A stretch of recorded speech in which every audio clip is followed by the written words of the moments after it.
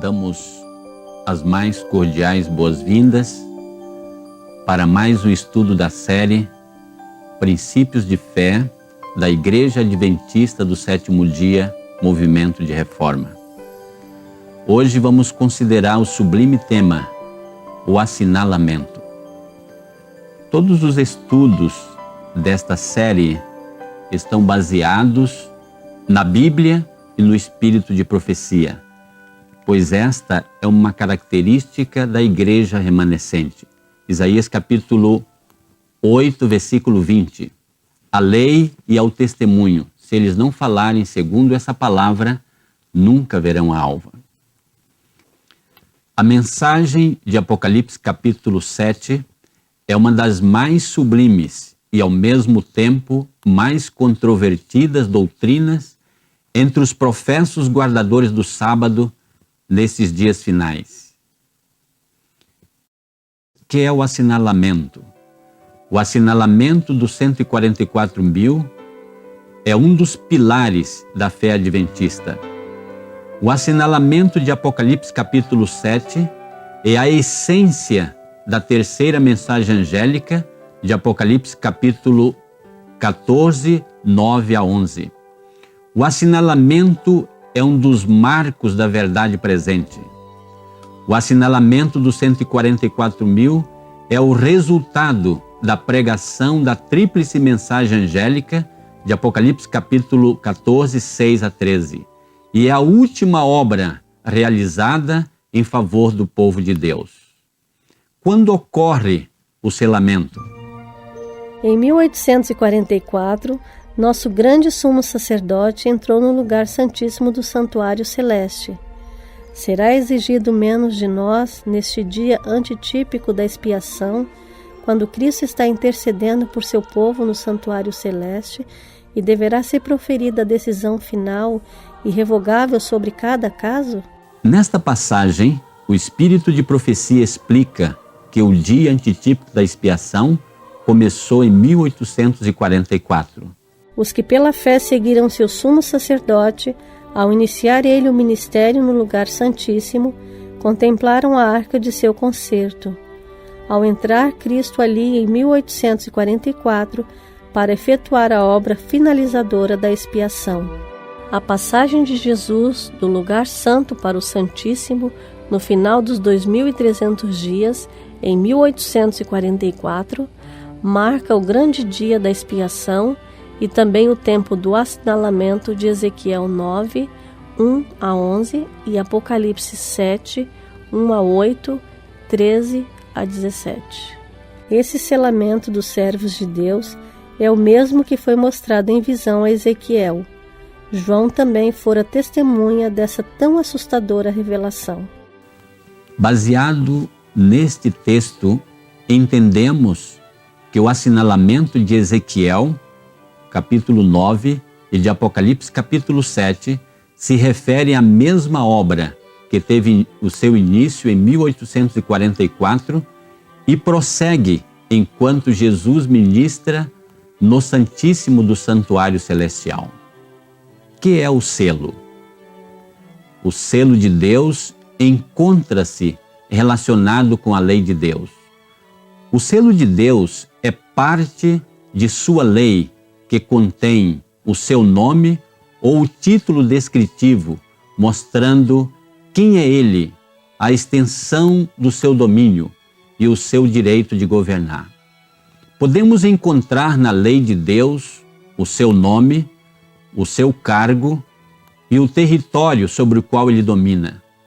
Todos esses atributos são encontrados num único mandamento, o sábado, o quarto mandamento da santa lei de Deus. Somente esse mandamento revela sua identidade e sua relação para conosco como nosso Criador. Notemos. Em 6 dias fez o Senhor o céu e a terra, e o mar, e tudo que nele há. Êxodo 20, 8 a 11.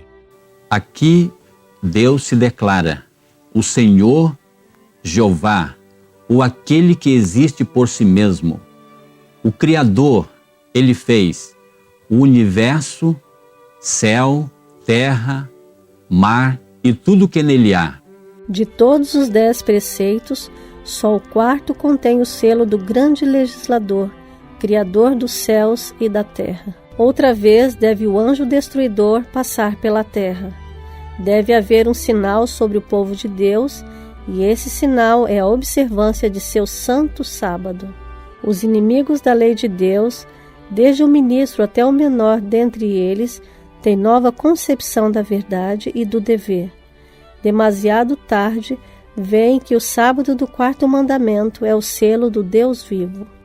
Estes textos confirmam claramente o que mencionamos, que no 4º mandamento encontramos o selo de Deus. Ali encontramos as características de um selo. Tomemos a decisão correta, aceitando o selo de Deus. Quantos serão selados? E ouviu o número dos assinalados, e eram 144.000 assinalados, de todas as tribos dos filhos de Israel. Apocalipse 7, 4. E olhei, e eis que estava o Cordeiro sobre o monte Sião, e com ele 144.000, que em suas testas tinham escrito o nome de seu pai. Apocalipse 14, 1. O apóstolo ouviu e viu o número dos assinalados. Vi anjos indo rapidamente de um lado para o outro no céu. Um anjo com um tinteiro de escrivão ao lado voltou da terra e informou a Jesus que sua obra estava feita e os santos estavam numerados e selados. Como numerar algo indefinido? O texto é claro em afirmar que estavam numerados e selados. Todos os casos foram decididos para a vida ou para a morte. Cristo fez a expiação por seu povo e apagou seus pecados. O número dos súditos completou-se. Número completou-se. Como se completa algo que não tem um limite indefinido? Temos aqui outra prova de que existe um número definido que se completará. Os santos vivos, em número de 144.000, reconheceram e entenderam a voz, ao passo que os ímpios julgaram fosse um trovão ou terremoto. Ao declarar Deus a hora, verteu sobre nós o Espírito Santo, e nosso rosto brilhou com o esplendor da glória de Deus, como aconteceu com Moisés, na descida do monte Sinai. Os 144.000 estavam todos selados e perfeitamente unidos. Após a ressurreição parcial, o número completo dos vivos, por ocasião da segunda vinda de Cristo, será de 144.000. Farão parte dos 144.000 os que morreram fiéis sob a tríplice mensagem angélica a partir de 1844? E ouvi uma voz do céu que me dizia: escreve, bem-aventurados os mortos que desde agora morrem no Senhor. Sim, diz o Espírito, para que descansem dos seus trabalhos e as suas obras os seguem. Apocalipse 14, 13. Abrem-se sepulturas, e muitos dos que dormem no pó da terra ressuscitarão, uns para a vida eterna, e outros para a vergonha e desprezo eterno. Daniel 12, 2.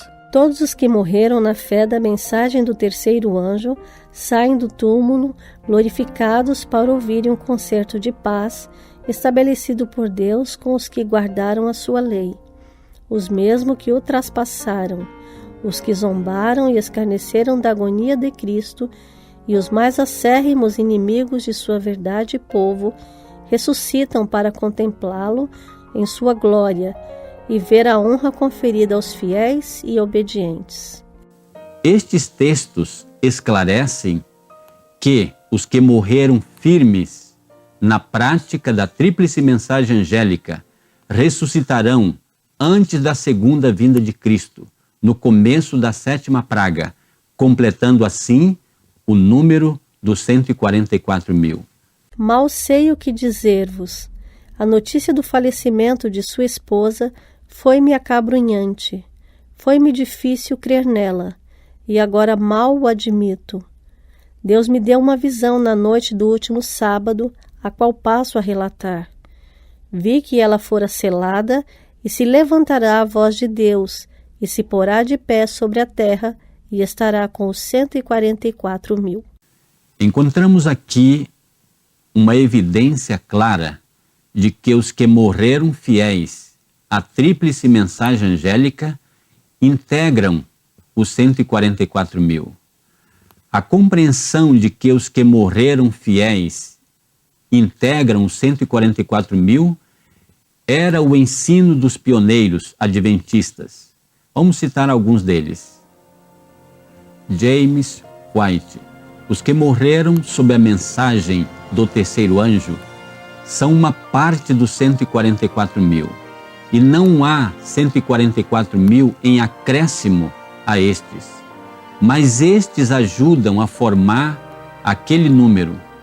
São ressuscitados para a vida imortal pouco antes de Cristo vir e são trasladados para a imortalidade quando Cristo aparecer.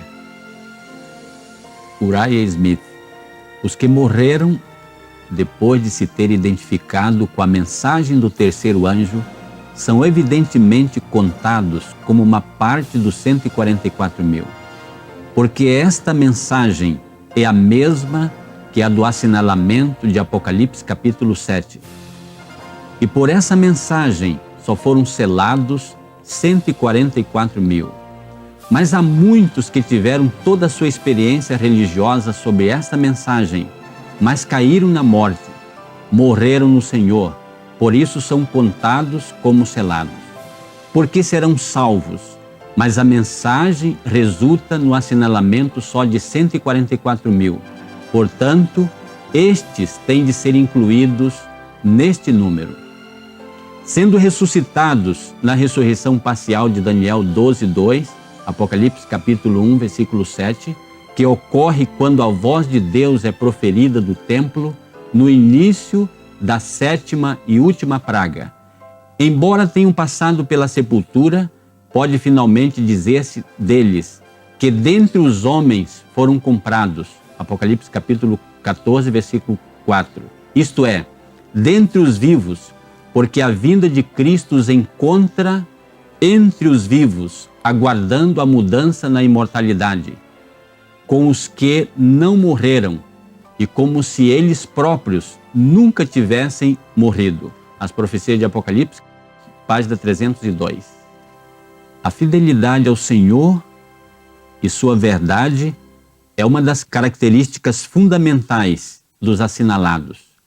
Mesmo vivendo no meio de uma geração infiel e corrompida, esse grupo se mantém, pela graça de Cristo, leal nos mínimos aspectos da vida cristã. O remanescente de Israel não cometerá iniquidade, nem proferirá mentira, e na sua boca não se achará língua enganosa.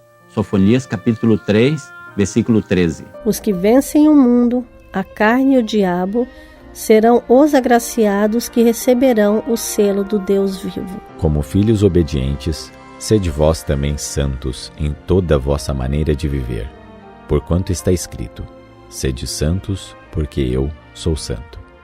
1 Pedro 3, 13 a 16. Estes textos evidenciam que os que foram assinalados preencheram as condições estabelecidas por Deus, venceram o mundo, a carne e o diabo, permanecendo fiéis a Deus em todos os aspectos da vida cristã. Um solene apelo. Porque se a palavra falada pelos anjos permaneceu firme, e toda transgressão e desobediência recebeu a justa retribuição, como escaparemos nós, se não atentarmos para uma tão grande salvação, a qual, começando a ser anunciada pelo Senhor, foi-nos depois confirmada pelos que a ouviram. Hebreus 2, 2 e 3. O que estáis fazendo, irmãos, na grande obra de preparação? Os que se estão unindo com o mundo estão se preparando para receber o sinal da besta. Os que desconfiam do eu, que se humilham diante de Deus e purificam a alma pela obediência à verdade, estão recebendo o molde divino e preparando-se para receber na fronte o selo de Deus.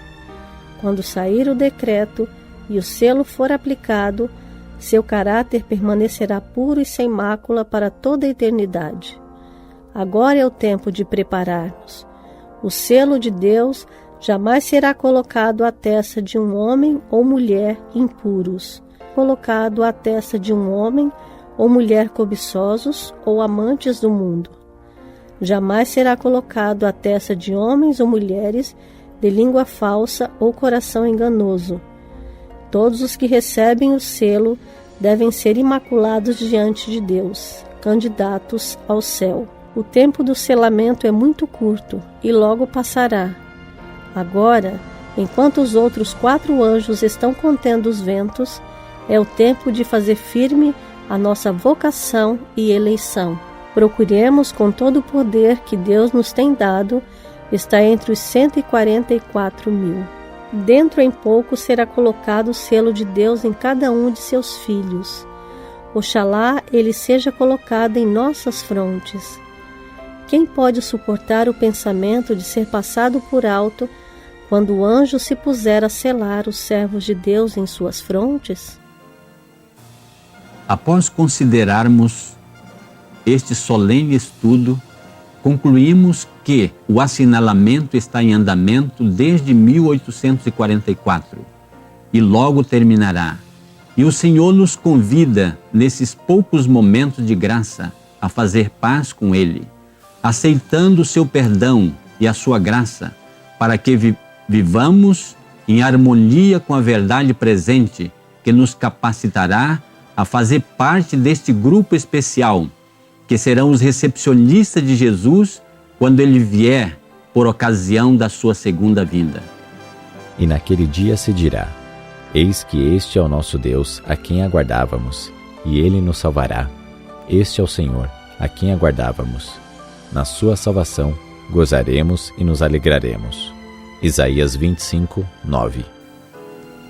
Concluímos essa preciosa e soleníssima mensagem com a saudação apostólica.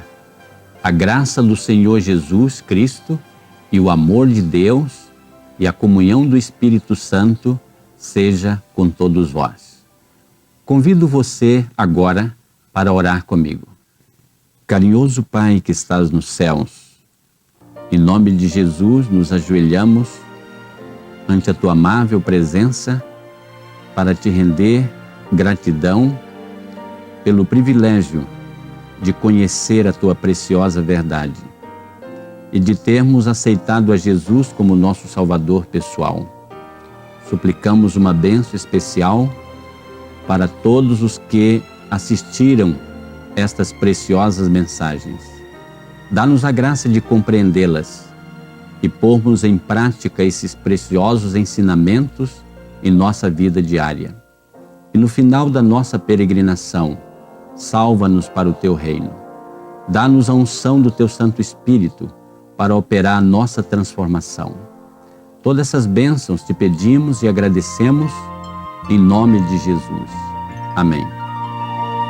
Os 144.000 na vida temporal guardaram a lei até um dia, venceram todo o mal. E 144.000 estavam loucos a cantar. E 144.000 com harpas reboar. E ao Cordeiro seguirão, suas primícias são seu belo